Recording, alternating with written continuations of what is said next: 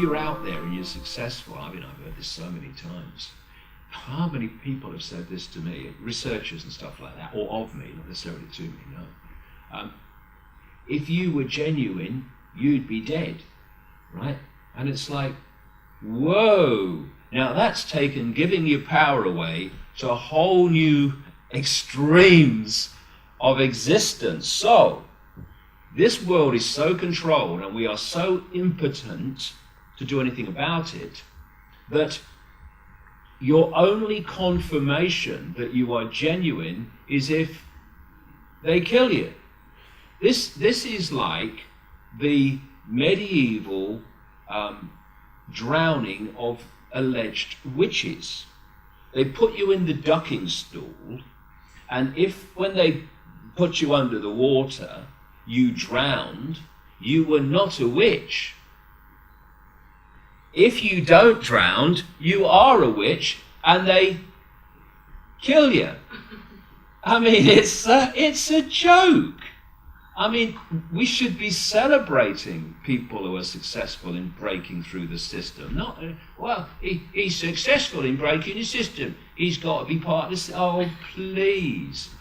But this is a much wider area, and very, very important. I was reading a detailed account of writings, texts that were found in Egypt. I think it was in 1945. Nag Hammadi, I don't know the exact pronunciation, it was very close to that. It was the place where they were found. And they were writings from people known as Gnostics. And funnily enough, very early on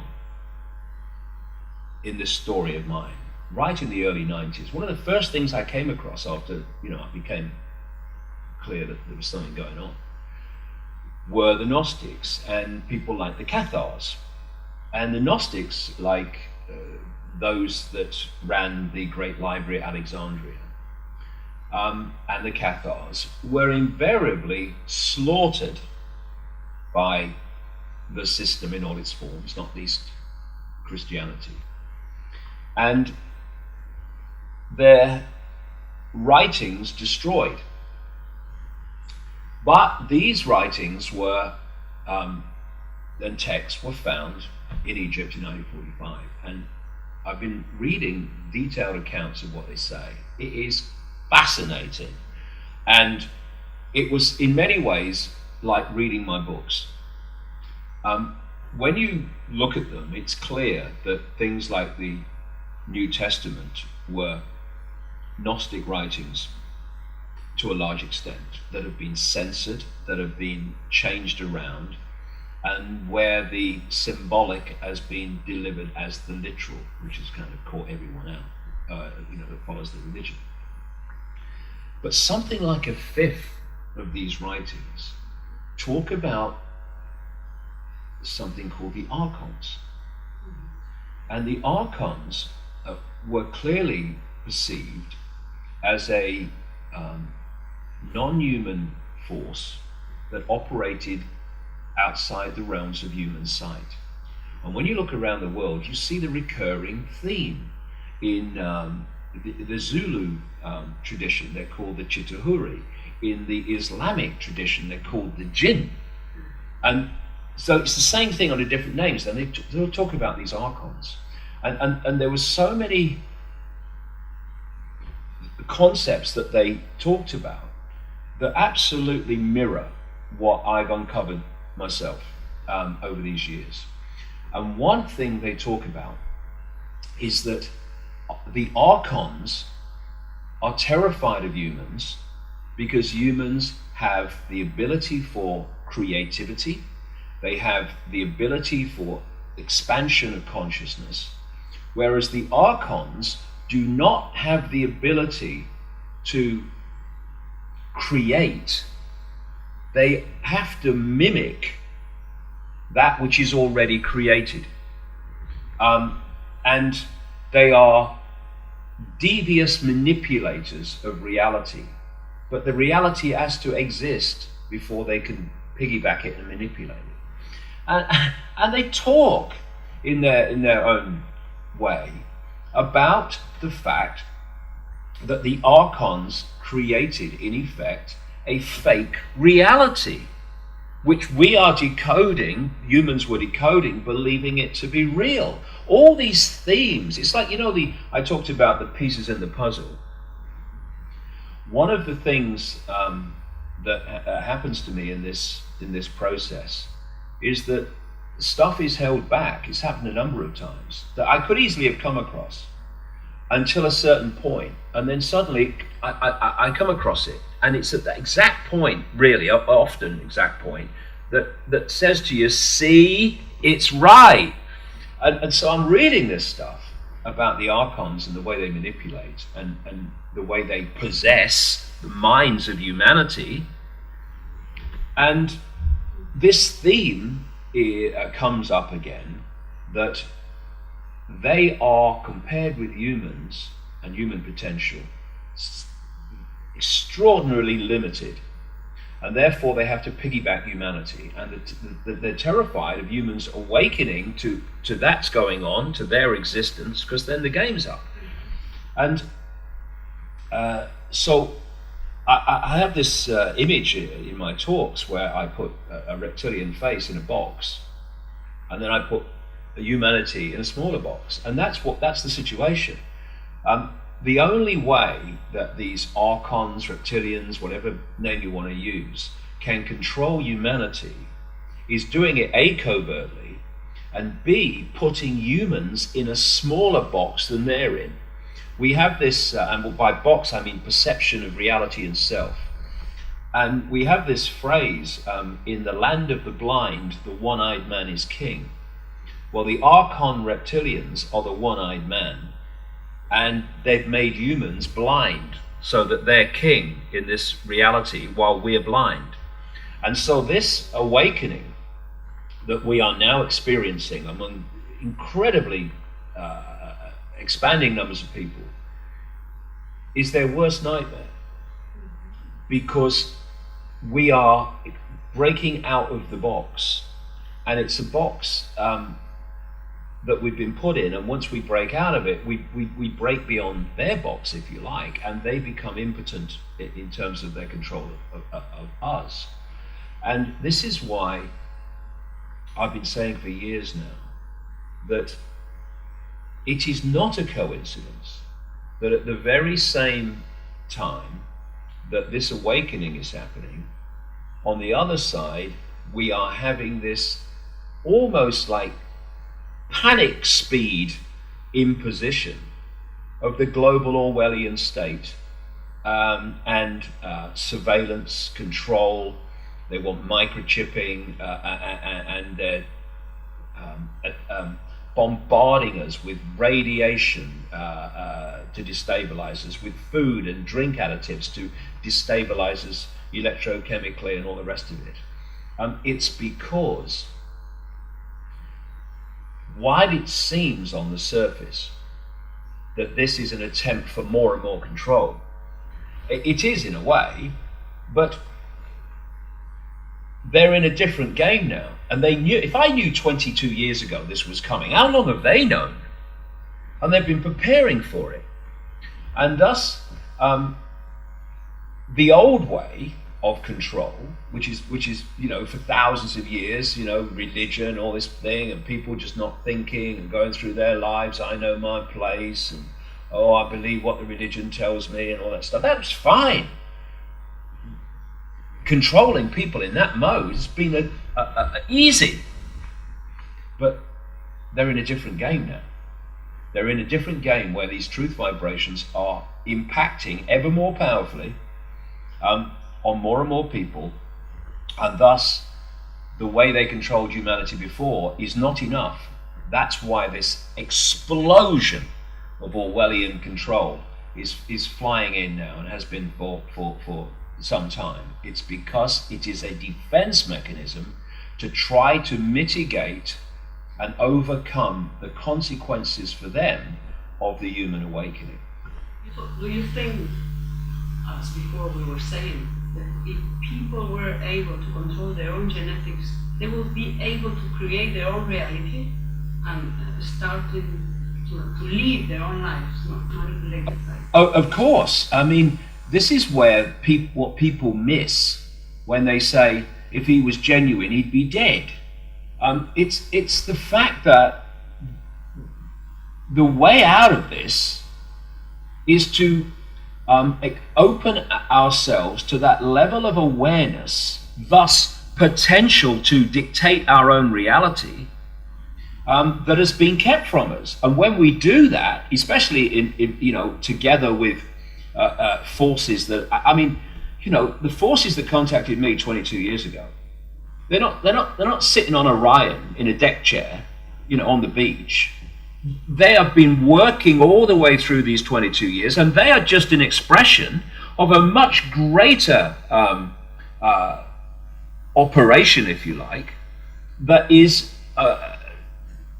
has been created, is happening to remove this human control and human suppression.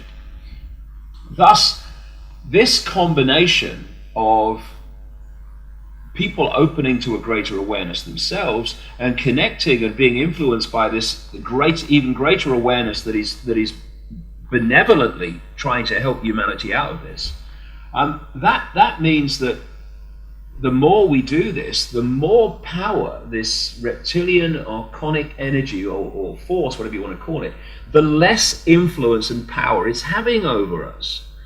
And there's this old phrase about a duck going across the water and it looks very calm, but underneath the water it's flapping like crazy.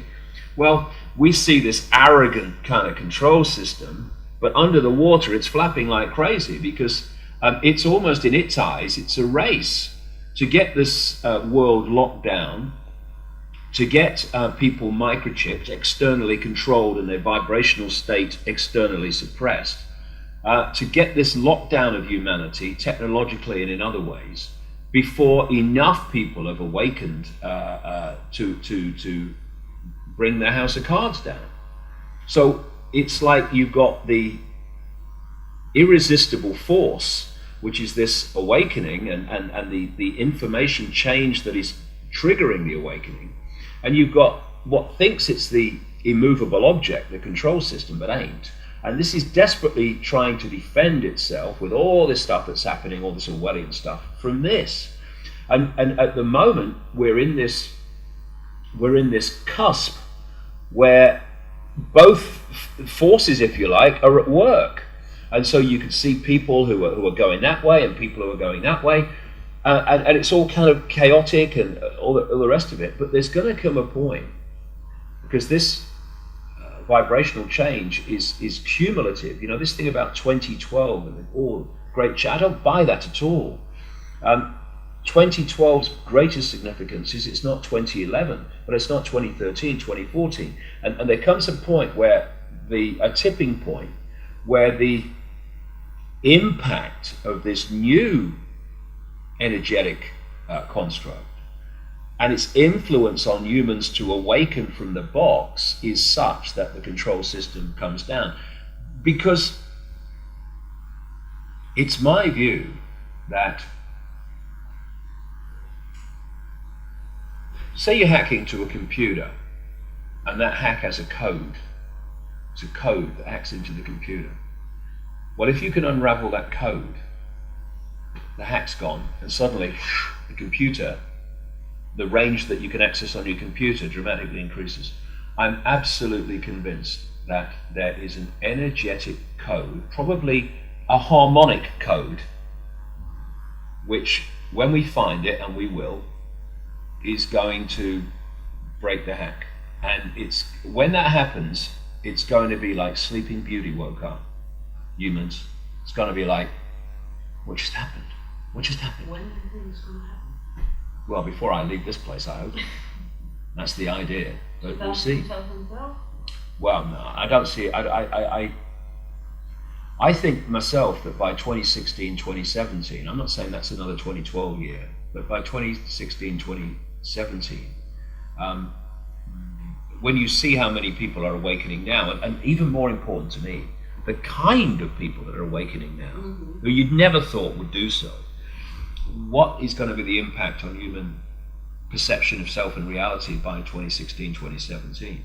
I think, by then we'll really start to see this control system start to quite blatantly unravel. But I think, in the next little while, it's going to seem as if it's going on and on and on in its fascist way. And another one of the themes of the last 22 years, almost right from the start really, is that just when it seems the control system has got all the aces, all the answers, it suddenly comes down so fast that people will be shocked at the speed.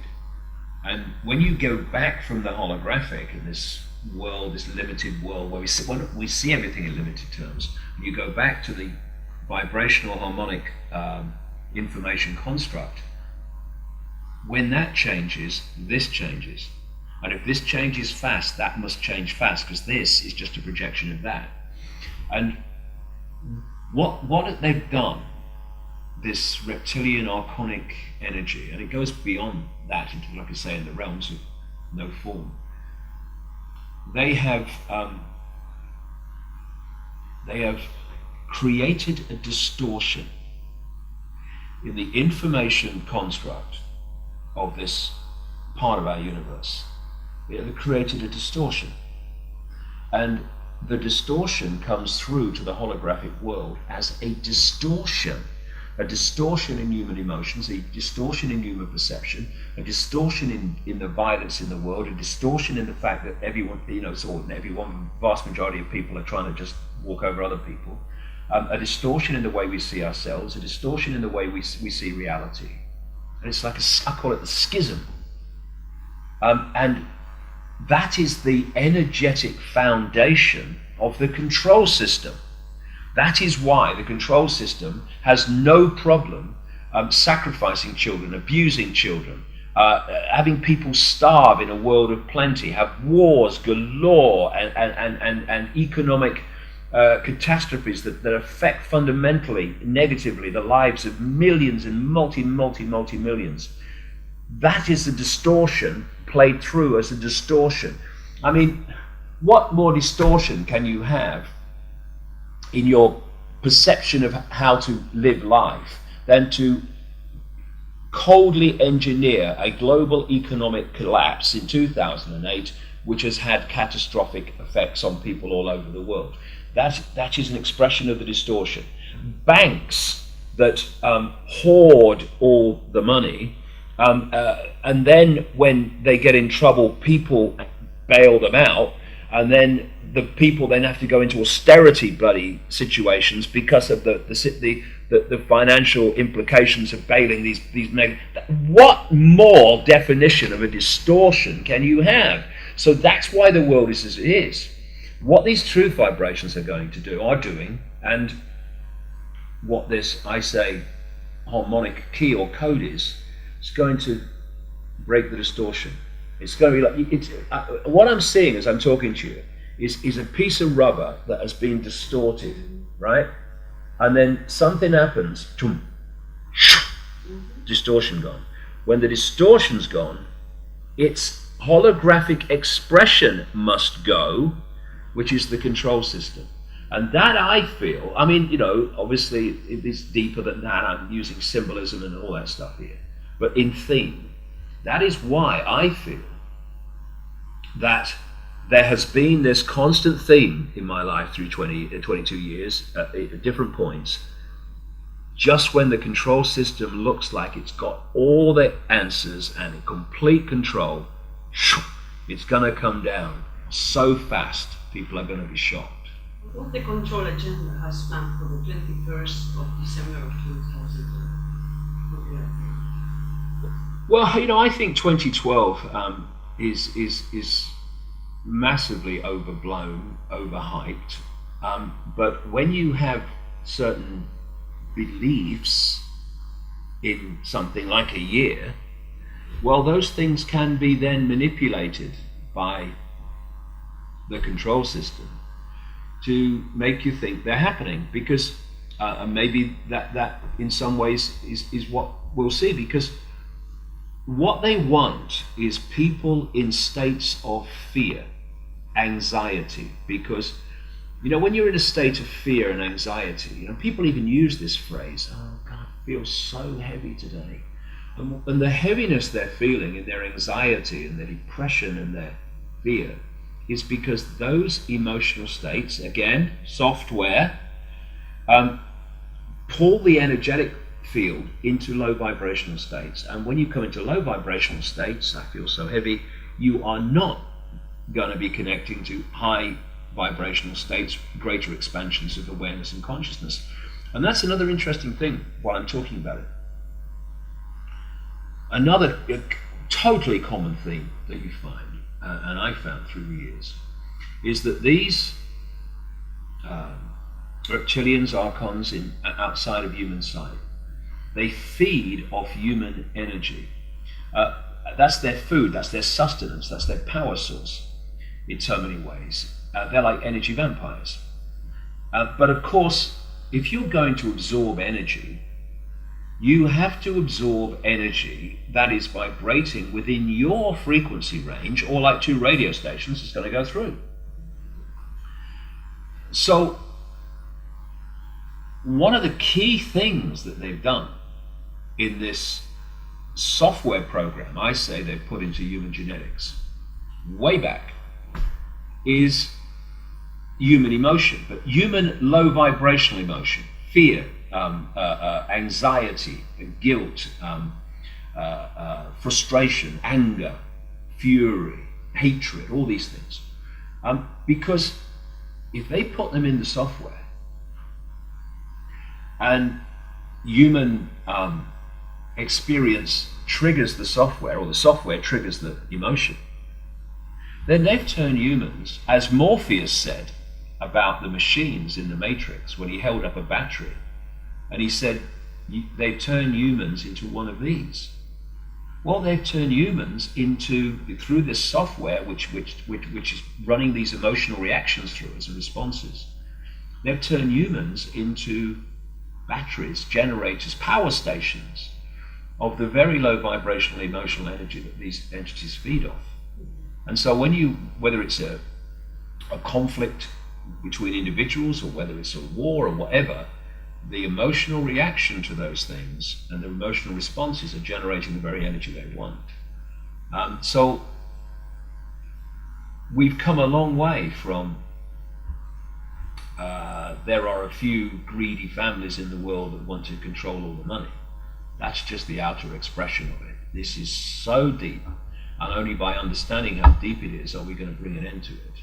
And these are the areas I would suggest that this control force is terrified of humans becoming aware of. And really, and it's a good thing really, comforting, half the people of the world don't have to awaken to bring this to an end.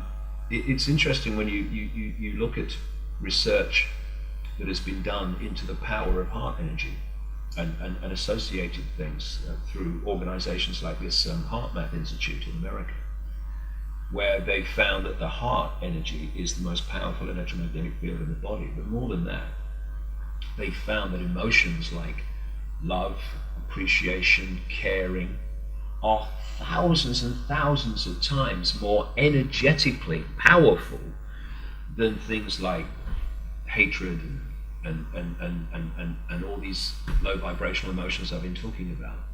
So once a certain percentage of the population moves into those states of being, nothing even approaching half the population to switch the energetic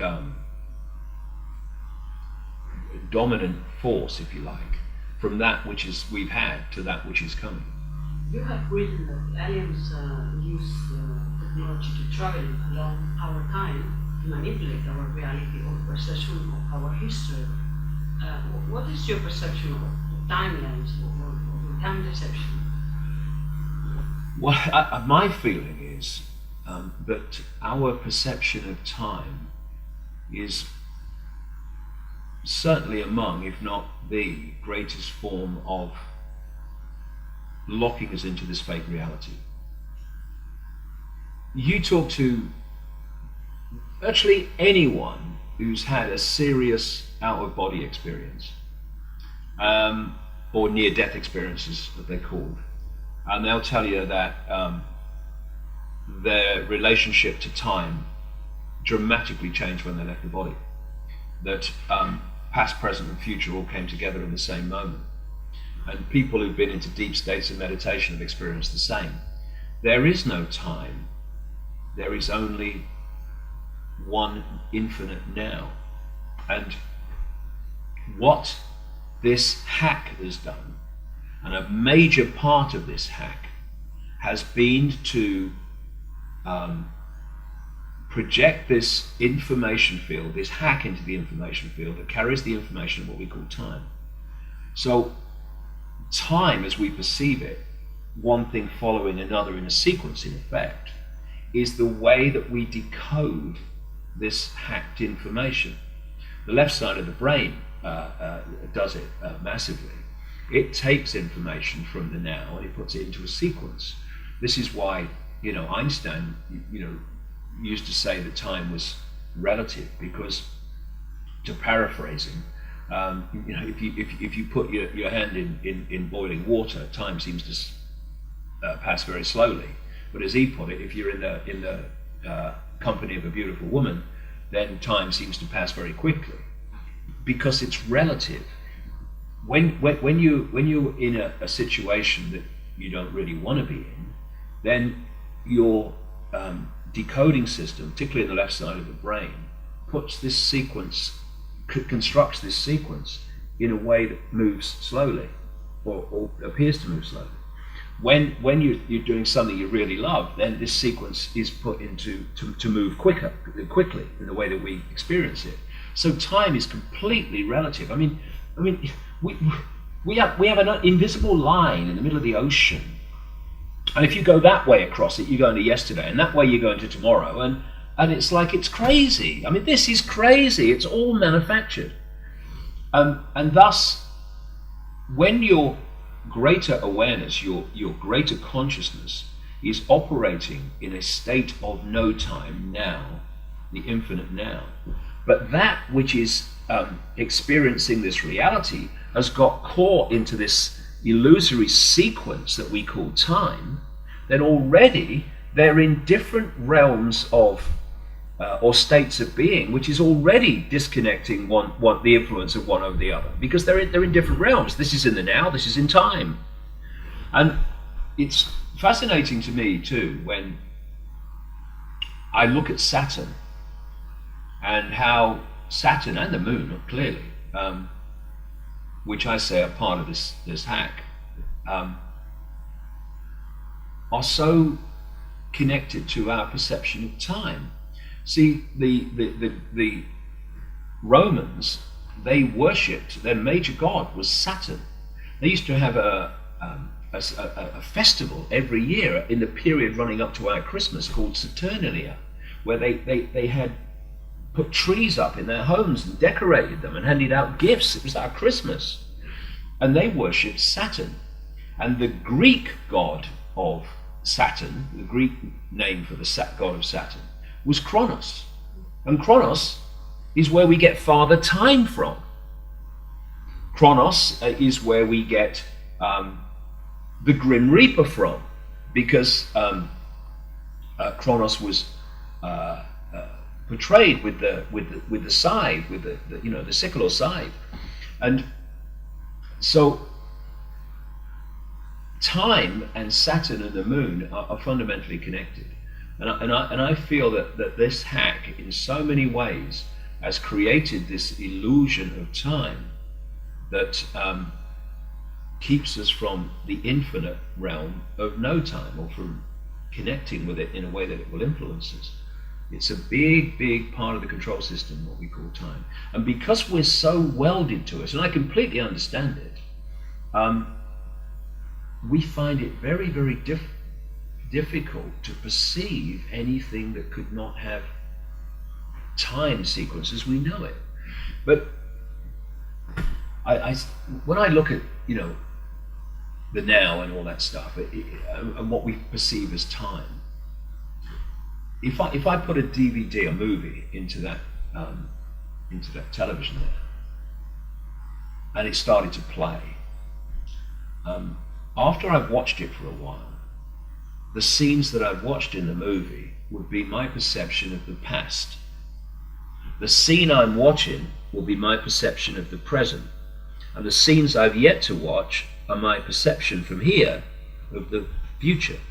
And yet all those scenes, past, my perception of present, and future, all exist on the disc in their entirety at the same time. The question is, where on that disc am I watching at any point? Because that's my reference point. That's my now. That's my present. Everything past, everything gone before, everything still to come, past and future. But it's just all there at the same time, in the same disc, the same now, before you've watched the first scene. You know, time is not what we think it is, but it is in a massive, massive way of enslaving us in a perception prison. Do you think we exist simultaneously in different time zones? Definitely. You know, in the end, everything is one. Thus, everything exists infinitely. And of course, there are different expressions of this infinite. This one's called David Icke, but connected to what's called David Icke, going into other realms of reality, out into the great infinity, are other levels of the infinite one and other levels of me that are not called David Icke. This is just the expression of this multi-level consciousness that is having this experience here in this reality, but we operate over multiple realities. And what the hack, the control system has done, from the knowledge of how to do this, which these reptilian archonic kind of entities do, is that their idea is to isolate this expression of this infinite awareness from higher, more expansive levels of it, and to get this level to see itself in isolation. Little me, I am my name, my job, and all the rest of it. Because then they got you. Because then they've got you in a smaller box than they're in, and the one-eyed man is king. This awakening is taking us beyond this to see that this is just what it is. In fact, it's just a point of observation. That's all. You move your point of observation, you're suddenly not David Icke in its entirety. That's what you are. You are consciousness having an experience that someone called David Icke. And already your point of observation has changed. The idea of the control system is to pull our point of observation into five-sense reality alone. And you look at the world, you look at society, you look at the way it's structured, and it's all about enticing the five senses. Look at this, smell this, feel this, you know, listen to this. It's all pulling us into the five-sense level of decoding reality, which is and one of the great pollutions that is being imposed upon us more and more is sound pollution. Sound pollution. Don't give people the chance to have silence as much as you can. Pull them in. Get them to put the telly on. Get in the car. Put the radio on. Kill the silence. Because when you go into the silence, you go into the all that is. Because people think that silence is nothing. What can you hear? Nothing. You can hear everything. Because within that silence is all possibility waiting to manifest.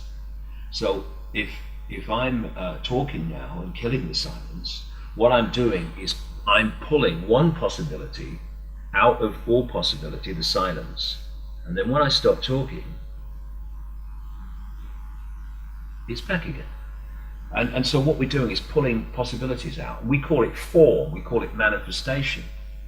But in the silence and the stillness, which I've experienced in other states of consciousness, that's where everything exists. Some people call it the void. I don't like the name the void because it gives the impression of nothingness when it's everythingness. It's all possibility. Within that stillness and silence is All that is, has been, and ever can be. Because when you hear people say these phrases through your life, oh, it's all that is, can be, and ever, and you think, before you kind of wake up, you think, well, what do you mean? It's all that is and ever can be. It's ridiculous. How can that? All possibility. All possibility must be all that is, can be, and ever can be. It wouldn't be all possibility. So then you start looking at you're looking at these paradoxes that aren't paradoxes. So you say, within this is everything and nothing. You can't have everything and nothing. You've got to be one or the other. Well, you have in this world, yeah, because that's the way we perceive it. But within all possibility, everything and nothing has to exist, or it's not all possibility. Everywhere and nowhere has to exist within all possibility. This is where it all comes from. This infinite possibility that people call the infinite, the all that is, and all whatever.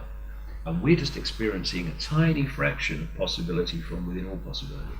And the more we're isolated into the fraction of possibility, the more the few can control us, and they do, but not for much longer. Deeper into reviewing, what proportion of the population of the planet do you think is real human 100%? Another great question, not least because my thoughts have been going this way for a while. I think there's a very significant, I can't put a figure on it, but a very, very significant number of people that we call humans are actually biological robots. And it's interesting when you look at where within our desperately limited science, within the public arena that we can see, when you see how far they're now going with robotics. I mean, I saw one the other day, somebody sent me, and you knew it was a robot, but you sure as heck could see where it was going, in terms of it not being a million miles in terms of advancement from you not realizing it's a robot. And then you go beyond the public arena and you go into the underground bases and the secret projects, which are light years ahead of the technological development within the public arena. And then you go beyond that into the realms of these entities that understand reality better than we do because they put us in a box smaller than them in terms of that. And you start to appreciate, especially when you're looking at holographic inserts and stuff like that, where you can see that it is very possible at their level of knowledge to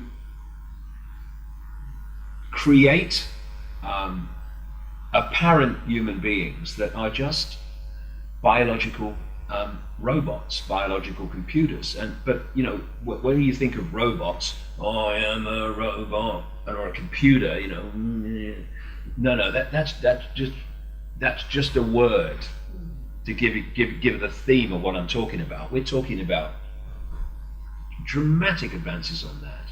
I mean, if the human body, and I suggest it is a human body mind, the lower mind is a biological computer, then which is animated by consciousness, then why can't you have a biological computer that is animated by some other force, like some program? And like I've said earlier in this chat, that I say this is a software program running through all human bodies, and I do feel that there are a very significant number of people in this world that we call human that are not attached to consciousness, shall we say.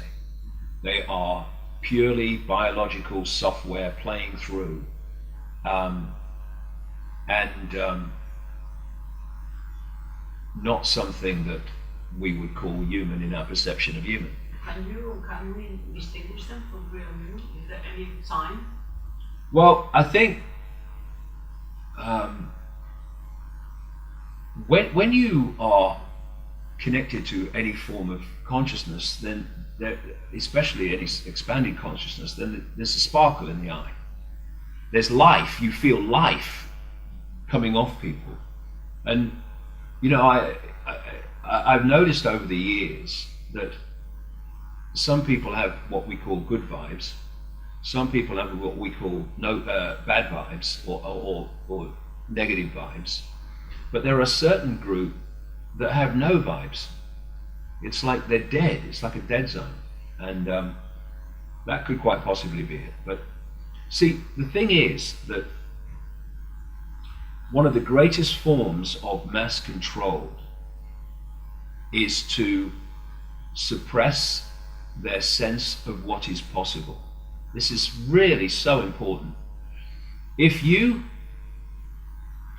have this view of what's possible, then you have this spectrum of possibility to explain, look at, research what's happening in the world and how it's happening and what's being done to make it happen. If you are given this and you accept it, this amount of perception of what is possible, then when some people come along and say this is happening and this is happening, you're going, that's impossible, you can't do that, it's impossible. No, you've been led to believe it's not possible. And people dismiss things, and now suddenly, to explain what's happening in the world and how it's being made to happen, you now have that to explain it. And that's why there are so many mysteries in the world, because there's very little you can explain about the wider happenings in the world from that perception of what's possible. But once you do that, now you can see not only what's happening, you can see how it's being made to happen. And so they work very, very hard on suppressing the human perception of what's possible. And that's why you see, I mean, a number of people that have laughed in my face at things that are provable fact in terms of what's technically logically possible. But because they don't know that, they laugh at it, even though you can say, look at it, there it is, it's happening. And suppression of the possible is very, very fundamental to the control. And this is where education comes in. This is why they control the education system, and it's not an education system, it's a programming machine, a programming and a suppression of perception machine. That's what it is, and that's why they do it. I mean, the suppression of the sense of the possible happens from the earliest age when you enter the education system. Have you personally met any reptilian, draconian creators? Have you seen it with your own eyes in any occasion? Have you felt the presence? Have you felt the presence of one of these entities? What I work with a lot is feeling energy, and it's like everything. The more you become sensitive to energy, the more you feel different vibrational fields in different situations, where when you're desensitized from that, which most people are because that's what they're manipulated to be, then everything becomes basically one energy field in effect. And sometimes if it's extreme kind of negativity, you might go into a house where, like an old house where there's been a lot of really horrible things going on, which has impacted upon the energy field, and you go into the house or whatever and you go, oh God, I don't like it in here, it's horrible. What do we say? The atmosphere is horrible. What is atmosphere? It is energy generated by people. And not only that, it's energy generated by entities operating out of human sight, which also impact upon our energy field. And there is a certain vibrational field which I feel coming off people, which I say myself is what I call reptilian, what other people call archonic or whatever. It's a certain energy, and there's something in the eyes. And again, it's like people talk about the eyes being the window on the soul. Well, they are in the sense that the eyes take you through into another level of someone, and through the eyes you can see what they are in so many ways. And as with the dead eyes that I talk about, which I think are biological robots, so with the reptilians, it's an atmosphere, it's an energy, because you know, you can it's why becoming sensitive to this is so important, because you can manipulate people with words, you can manipulate people with smiley faces, but you cannot hide your energy field, right? You can put the front on, you cannot hide your energy field. And one of the things that I've noticed, again with the eyes, is when I look at these people, which I would say are absolutely reptilian, people like Tony Blair and Hillary Clinton and others that of the same kind of ilk. What do you call it? Gordon Brown, yeah, what do you call it? Barack Obama. No matter what their face is doing, smiling, happy, slappy, their eyes don't change. There's this cold stare in their eyes, which they're whatever their face is doing, that never changes. I say that's this reptilian archon force as well. What do you think about this idea that people are beginning more and more about that in a couple of years, 2012 or 2014, the Earth is going to split in two. The new Earth are going to stay in people who are going to have a certain type of vibration, and on the old Earth are going to stay the old paradigm people or something like that. Do you see anything about this? Well, you know, I would only say this, that we exist in the frequency range that we are ourselves in. Thus, I can in this level exist in this frequency range. If the frequency range, if my frequency range changes, then I move into another frequency range. And thus, if there, well, I'm not saying there will be, but I'm just talking in terms of the concept. Excuse me. If there was a massive shift in the human vibrational field, then it would have to perceive another vibrational field. Because if you're tuned to radio 1, you don't experience radio 2. And if you are attached to, say, radio 1, and there's not a massive shift in your energy field, then you're going to stay attached to radio 1. So, in principle, that I can see the energetic frequency direction from where they're coming from. That if there's an energetic shift, then there must be a parting of the ways in which, in terms of what those two states of being are experiencing. So, energetically, it's possible, but whether it will be or not, I don't know. It's I mean, the thing is that we as humans have been kept so ignorant of reality and the fluid nature of reality that anything's possible when you think it's possible. But anything's possible. Whether it will happen or not is another thing, but anything's possible once you realize how fluid reality is and how your perception becomes your reality and all that stuff.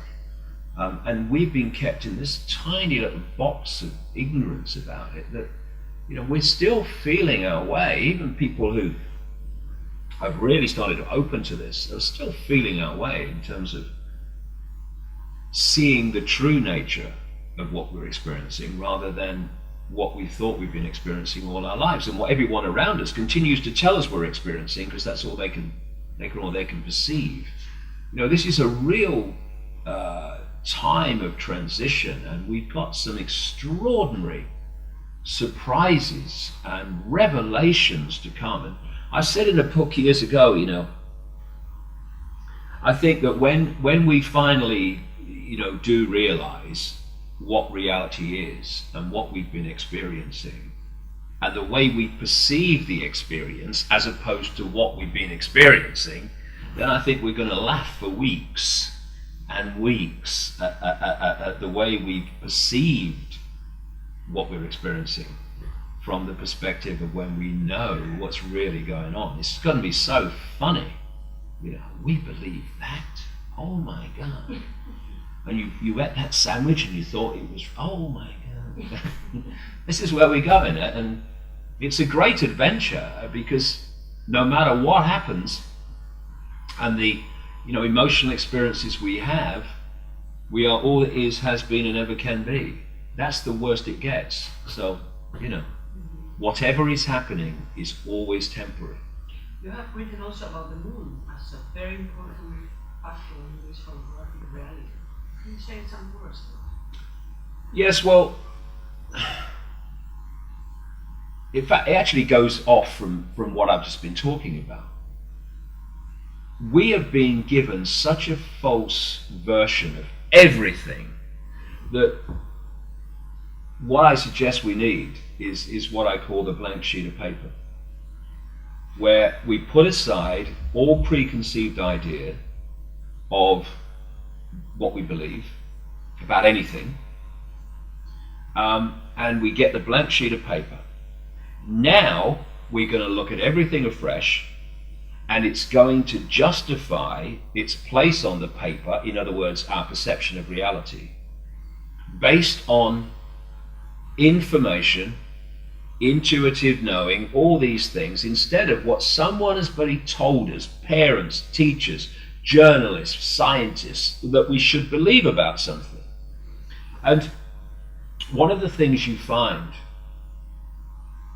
very common theme, is when you take so-called scientific fact and you chart it back to its origin, you find that it's not fact at all. It's a theory, an assumption that's been perceived as fact by constant repetition. So what happened to me, so in terms of scientific, this is how things are, I don't accept that. Blank sheet of paper, it might be true, but it's got to justify itself to me. I'm not just accepting it because you're telling me. And one of the sequences that started after the Betty Shine meetings was that I would get an insight out of nowhere, and from that moment, and it might be a strange thing, like what? And from that moment, information starts coming into my life, and people and what have you, personal experiences relating to that insight, which basically saying, see, the insight was right. Look. And these are the pieces of the puzzle being given to me, which is why I say, if it was left to the David Icke level of me, I wouldn't have been anywhere near, what I'm doing now. And so I went into that office we were in earlier, and I sat down one morning when I was writing a book called Human Race, Get Off Your Knees. And when I sat down, this voice, a strong thought form, went through my head out of nowhere. Words to the effect of, the moon's not real, the moon's not what you think it is. Now most people are going, oh, what? No, come on, carry on with your day. But because I've been through it so often over 20 years, 20 years by then, I thought I'll go with this. So I then put into NetFind, search engine, combination of words that the moon is not natural. And up came immediately a book called Who Built the Moon by two researchers, I'd not come across it before, who were looking at the facts about the moon, the incredible anomalies about the moon, and the extraordinary mathematical connections between the moon, the earth, and the sun. And their conclusion, with evidence, was that the moon had to be some kind of construct. And I'd thought about this in the past every now and again, but then it was just fleeting and you got on with your life. But now it was time to focus on this. And the bits and the puzzle pieces came in, and I put this thing together. And I didn't realize that until I started doing that two Russian scientists from the Soviet Academy of Scientists in 1970 wrote a detailed article basically asking the question, is the moon some form of extraterrestrial spacecraft? And again, the longer we talk the more everything kind of connects to everything else. I mentioned earlier that one of the greatest ways of suppressing human perception is to suppress the perception of the possible. And if we're going to understand what's happening to us, we have got to redefine our perception of what is technologically possible, and what is possible in terms of holographic projection, which can project things in ways that look absolutely solid and real. I mean, you can interact with them in that way, come to that. And because of the suppression of our sense of the possible, things like the moon not being a natural body is, like, to most people, it's ridiculous, because they can't conceive that it's possible. But we, because of the suppression, have been living in the technological Stone Age. And thus, what's happening around us, which is technologically massively more advanced than we think is possible, is happening without people questioning it, because we couldn't perceive there's anything to question. It's got to be real.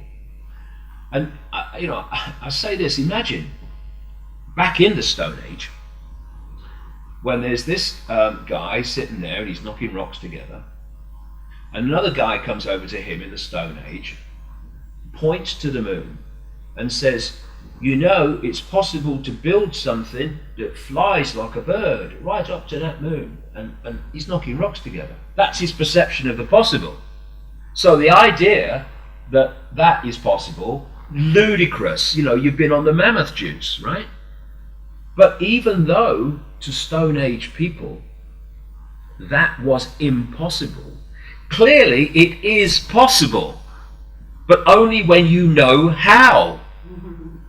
And thus when people look at the moon, and I think other bodies too, and they say that no one could have constructed that, or at least hollowed out some natural type body and if you like, reconstructed it, they can't think it's possible, but it is.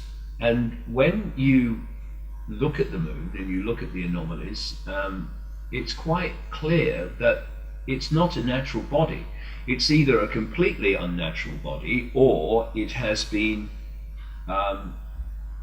as these Russian scientists postulated, it's somehow some kind of hollowed out planetoid. I mean, look at it. Look at the size of the Earth and look at the size of the moon. It's massive. It shouldn't be there. And there are tribes that are still in existence that talk about the fact that their tribe goes back so far that it was before the moon was in the sky. And it's a thing that we, again, when we come out of the womb into this world, we tend to accept that what's here has always been here. But it isn't. I mean, I go into this in Remember Who You Are in some detail. Even the solar system that we see now has not been like that for that long in geological terms. And then when you, and I go into this in the book as well, because of an experience I had as a kid, then we can ask another question. Again, we're coming back to this blank sheet of paper. Is what we see out there, is it really there? Or is it some kind of holographic projection that we are decoding? Because we are taking waveform information, vibrational information fields, and we're decoding them into holographic reality. Therefore, we look into the great beyond and we see this vastness of space and the stars all that time away. But the only place they exist in that holographic so-called physical state that we're perceiving is in our decoding system. So there is actually the distances we perceive that everything is apart from everything else is merely that which we are decoding to be like that. So is it really there, or is it a projection? These are the things that we need to start asking and questioning on the blank sheet of paper, because all bets are off. You see, I tell this story in the new book. I was brought up in a place called Leicester in the Midlands of England. I think, let's say we didn't have much money.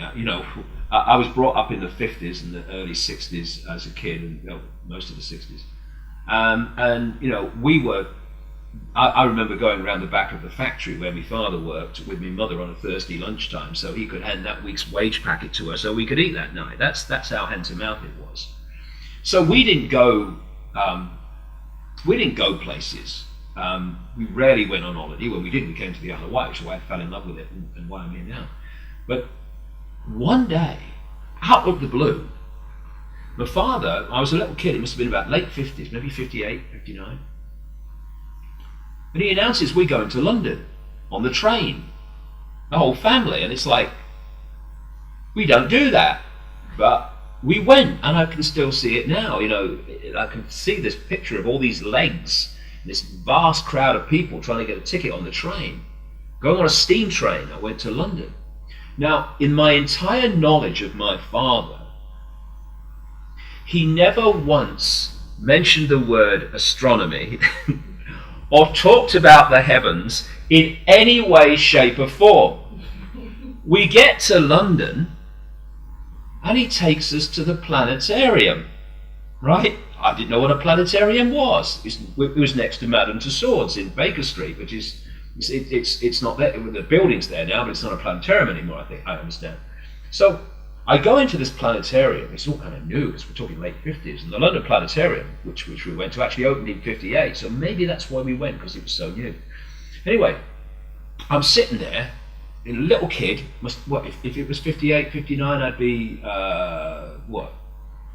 6 or 7. And I'm looking around thinking, what's going to happen? And there's this contraption in there, and there's darkness in the sky, and then the show starts. And it's midday, it must have been midday, something like that. And suddenly, I'm sitting there, and the night sky is above my head.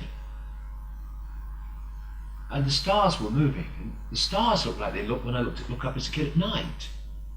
And there are times in your life when something hits you. It really smacks you and you don't forget it. That was one of my moments. It impacted it. That moment when I saw the heavens on that dome ceiling of the London Planetarium in the late 50s, it imprinted something on me, which I've never forgotten. And the last couple of years I was out in the countryside, about 2 or 3 miles from here, just sitting on a bench, and I just looked up. And when I looked up, it was daytime. I saw the sky as a gigantic dome, and I thought, is this real? Is this a projection? Like the planetarium, it came back to me. That story came back to me when I had that experience. And then a friend of mine, Neil Haig, who does artwork for my books, I was talking to him about this. He said, have you seen that movie, The Truman Show? And I hadn't. It had been out a long time, but I got it on DVD when he mentioned it, and I watched it here. For people that haven't seen The Truman Show, it starred Jim Carrey, and he was born on the set of a soap program, but he didn't know that. So he's growing up thinking this is real and life, and his mother's his mother and his girlfriends, and they're all bloody actors. And every time he tries to get out of this little town, this set as it turned out to be, something stopped him. And he started to get, in the end, suspicious what's going on. And cut a long story short, eventually he gets on this boat, which he thinks is going out to the open ocean, and he goes out, and he goes out, and he goes out, and eventually he comes to the wall of this massive freaking dome, in which it's all been going on in. And then he walks up the edge of the dome and out the door of the dome into the world as it really is. And whoa, that hit me like a train when I watched that. I thought, that's it. Vibrationally, holographically, in terms of projections that we decode, that is our situation. And then, this soap show, the Truman Show, which everyone was watching, with the only person didn't realize was him, that it was all a big act. The operations center, where it was all manipulated from, looked like the moon. And I think that whoever wrote the Truman Show got seriously bloody lucky, or had some idea what he was writing about symbolically. And I'm saying that Saturn is part of that process. That the way it seems to me is Saturn is the main projector of this fake reality. And then you look at Saturn and you say, anything's possible. What's real anymore? And the moon is amplifying that and focusing on the Earth particularly. So we get a much more amplified version of it. Therefore, much more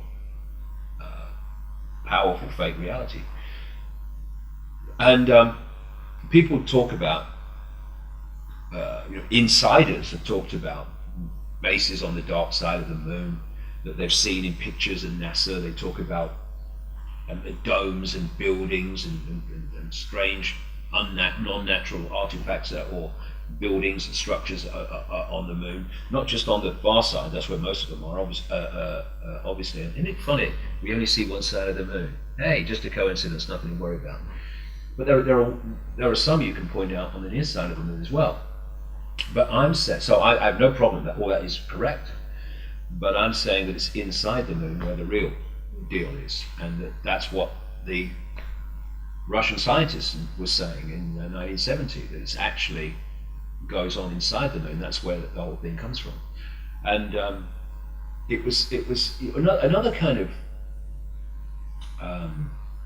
common theme through my life in the last 22 years, and the puzzle pieces being given to me, is that when I've gone public with something that's kind of bizarre and out there, something comes along that says, hey, see, you were right to go there. Look, hey, it's like a confirmation. And about 9 months after Human Race came out, I had an email from a lady in Brazil, I think it was. And she said, I read your book about the moon. Have you read a book called Earth by a lady called Barbara Marciniak? I met her probably years ago. And she's what they call a channel. She, like a psychic like Betty Shine, they will hear something, and then they will report what they've heard. But people haven't come across this. What a channel is someone that literally just allows their body computer, I would say, to be taken over by a projected electromagnetic field, and they just speak the words. Basically, their body's in many ways taken over, and they allow it to be. So Barbara Marciniak is one of these channels, and she produced books in the 90s called Earth and Bringers of the Dawn, a great book, I thought, which are literally what came out of her mouth when she was in this channel mode.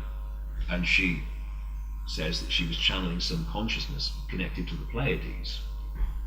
Anyway, I'd not read Earth, and so she gave me some page numbers, this email, and said, I think it'd be a good idea if you read it. And I sent for it, and it came within a few days, and I went through the page numbers. I couldn't believe what I was seeing. The book came out in the mid-90s, and in the middle of all this other stuff about many other different subjects was this stuff about what she kind of channeled, that the moon was not real. It was a construct. It was an eye in the sky, or basically a computer system that was manipulating and dictating human perception on Earth, and that it was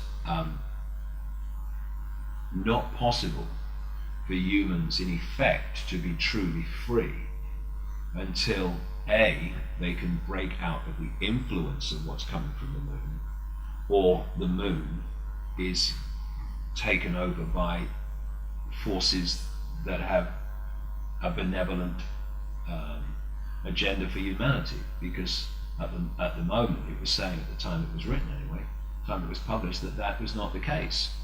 And you know, when I was reading that,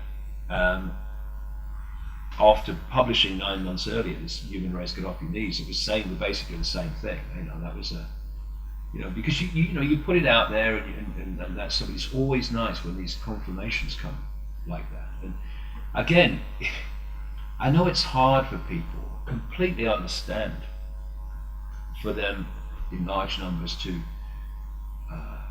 perceive or conceive that life on Earth is being manipulated from the moon by non-human entities, but it is, and but it won't be for that much longer. I have one last question, and of course it is related to chemtrails. Chemtrails, why? Well, I think there's, in virtually every instance and every facet of this control agenda, there's multi-reasons for most things that they do. Not just one. There's a main reason, but then there's others. First of all, they have an agenda for the mass culling of the human population. I go into this in Remember Who You Are, and how they're planning to do it, and how they are in the process of doing it. And so one aspect of the chemtrails is that they come down, we breathe them in, and it does us a lot of damage in terms of health. And this disease called Magellan's disease, where these fibers, these technological fibers coming out of people's bodies, and no matter how many you pull them out, they're just there. It's like they're growing, you know. And that, I am absolutely convinced, is from chemtrails, because they started about the same time as each other. And my feeling is another content of chemtrails is a form of nanotechnology. And I think it's nanotechnology that is actually generating those fibers that seem to have some kind of life that is in Morgellons disease. So yes, on that level, they're doing it because it's part of the destruction of human health. But I think also they are seeking to create a sub-reality in a way, or a sub-atmosphere around the planet on the level that we interact with. And I think that the chemtrails are part of that. And also they connect into HAARP, which has the ability, I mean, you know, Bernard Eastland, who was the man who applied for the patent, for original patents for HAARP, on behalf of a transnational corporation, he has said, he said at one point that HAARP has the ability to put a energetic shield around the planet. And it seems that there are more and more efforts to manipulate the atmosphere, the sea in which we live. As I've said many times, if you want to affect all the fish, what do? You affect the sea. Well, we are living in a sea of energy. And if you can impact upon that sea, you impact upon anyone who is interacting with it. And again, we come back to this defense shield against the truth vibrations. They're trying everything they can to stop humans being impacted by them. And one of the ways that they are doing it is by attacking and manipulating the energy sea field that we interact with, so that it is suppressing our ability to open and expand. And I think chemtrails are part of that. I think HAARP is definitely part of that. And another thing that I go into in this book, Remember Who You Are, which is about the mass culling of the population, but also about this whole energy shield, and that's what I call the radiation agenda. For years and years now, I've been ticking off more and more sources of radiation that humans are subjected to. And when I look, for instance, I met an Oxford Don in the 1990s called Kitty Little, Dr. Kitty Little, who had connections into British intelligence and stuff, and she had started to see that what I'm talking about now was real. And so I had a meeting with her, and she used to work for the United Kingdom Atomic Energy Authority. And so she was very, very expert in that whole area of nuclear power technology. And she told me then in the 1990s that the Rothschild family, who of course are fundamentally involved in this global conspiracy, were the force that led to the introduction of nuclear power. So now we have nuclear power stations all over the world, which are all potentially, catastrophic releases of radiation. And many of them are leaking like a sieve anyway. And so when I looked at what happened at Fukushima in Japan, it was just too much of a gift. That colossal release of radiation, which is still going on, was just too much of a gift for me to be an accident, or at least to accept it was an accident without further investigation. And I explain in the book that my feeling is that, and I put the evidence for it, and I'm not alone, there's other people that have come to the same conclusion, that actually Fukushima was blown up by small nuclear weapons, what are called gun-type nuclear weapons.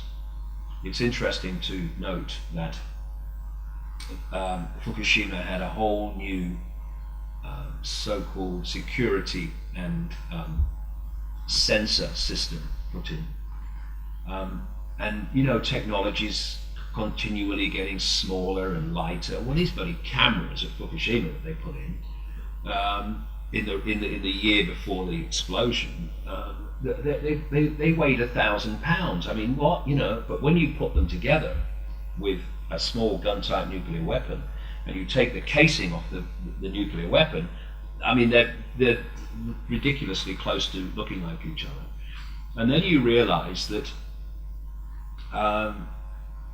the people or the firm that put them in was an Israeli company that's based at Dimona in Israel, which is the location of the Israeli massive nuclear weapons program. And after I'd come to these conclusions, there was a nuclear engineer called Arnie Gunderson who did a speech in Boston, I think it was. And it was an alert speech, because he said, we've realized that the explosion, or one of the explosions at Fukushima, has done something that should not be possible with a nuclear power station. It has in effect broken the speed of sound. It was a detonation speed wave, and a nuclear explosion caused by a nuclear power station alone should never ever cause a detonation speed wave. So his speech was, we realized that it is possible for a detonation speed wave to be caused by, well, maybe you haven't. Maybe you have identified a detonation speed wave because Fukushima was detonated, wasn't a natural explosion. And as a result of that, of course, the atmosphere of the world is being irradiated on a very large scale, and it's increasing every day. And I would not for a second be surprised to see more such Fukushima accidents, quote, in the years to come, because they clearly have a agenda to irradiate far more than ever has been the atmosphere of the Earth. And I think that one reason is that they want a situation where there's a dramatically reduced population. And of course radiation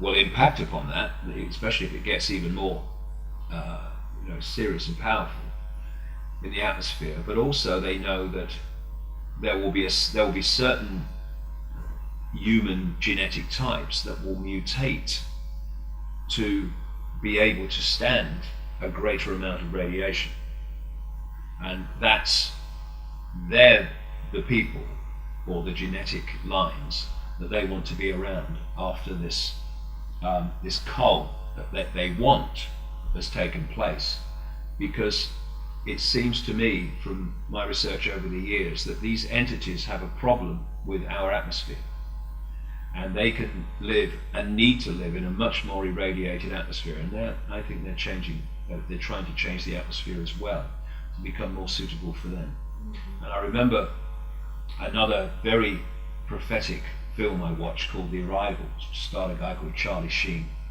Came out I think in the early 90s, and the story was that this Charlie Sheen character realized that NASA was controlled by non-human entities who look human, and that they were changing the Earth's atmosphere so that they could come and outwardly experience or be here with an atmosphere that suited them.